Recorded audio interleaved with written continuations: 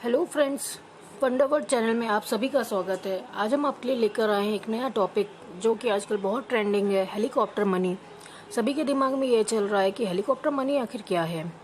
तो अपन helicopter money पहचाने या जाने उसके पहले आप प्लीज़ मेरा चैनल सब्सक्राइब कर दीजिए और इस वीडियो को लाइक कर दीजिए, बेल आइकन प्रेस कर दीजिए ताकि मैं और अच्छे वीडियो डालूँ और आपको पता चलता रहे कि मैंने वीडियो डाला हुआ है।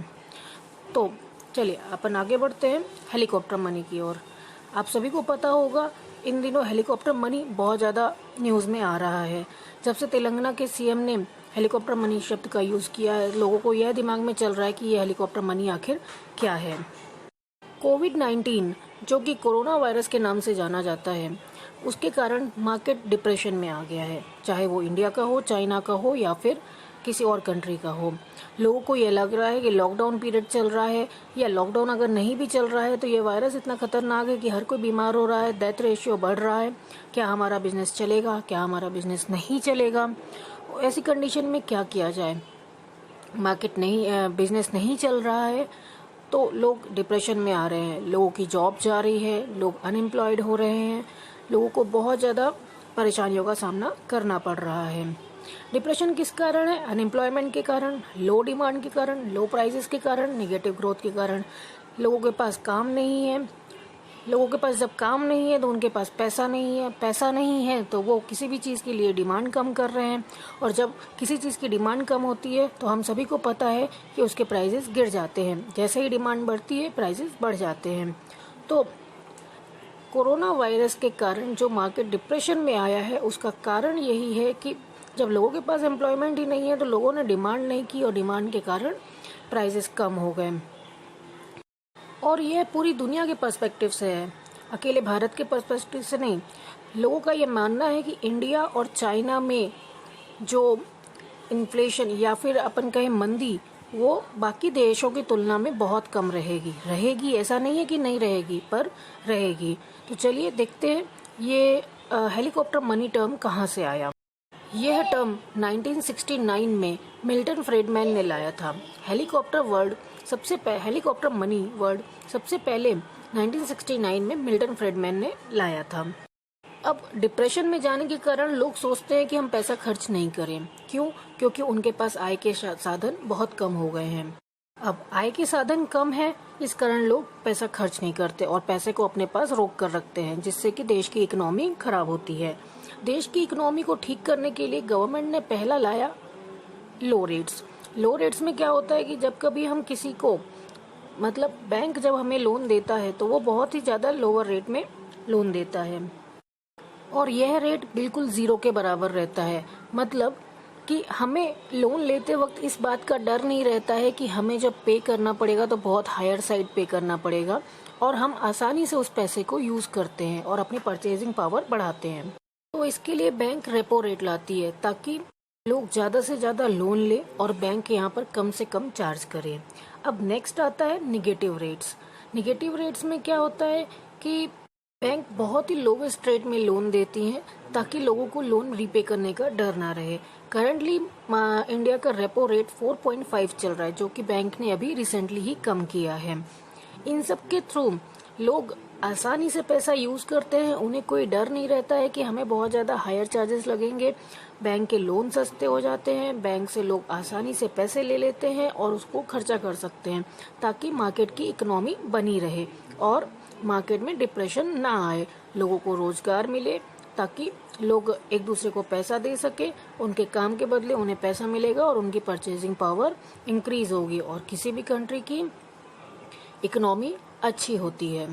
इसके लिए आरबीआई नॉर्मली क्या करती है कि बॉन्ड खरीदती है। बॉन्ड खरीदने से क्या होता है, बॉन्ड वो खरीदती है और मार्केट में पैसा देती है ताकि मार्केट की इकोनॉमी अच्छी हो सके।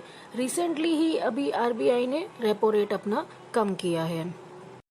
तो चलिए देखते हैं हेलीकॉप्टर मनी क्या है। जैसा कि आप इस डायग्राम में देख सकते हैं कि एक हेलीकॉप्टर है जो कि सेंट्रल बैंक के पास खड़ा हुआ है और हेलीकॉप्टर में बहुत सारा करेंसी डला हुआ है।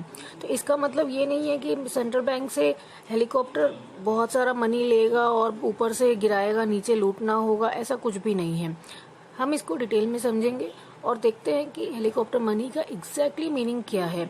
मार्केट में ये शब्द तब से आया जब से तेलंगाना के चीफ मिनिस्टर ने मार्केट में ये कहा कि क्यों ना हेलीकॉप्टर मनी का कॉन्सेप्ट लाया जाए ताकि इंडिया की इकोनॉमी ठीक हो सके। तो चलिए देखते हैं हेलीकॉप्टर मनी आखिर क्या है। Helicopter money is the term used for a large sum of money that is printed and distributed among the public to stimulate the economy during the recession or when interest rate falls to zero। इसका मतलब ये है कि helicopter money ऐसा term है जो कि use किया जाता है जब नई मनी को प्रिंट किया जाता है।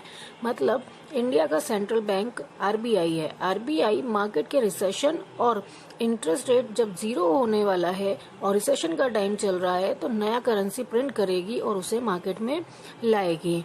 उसको हम हेलीकॉप्टर मनी कहते हैं, ताकि क्योंकि मार्केट में ये मनी एकदम से लाई जाती है और मार्केट के लिए न्यूली प्रिंट की जाती है।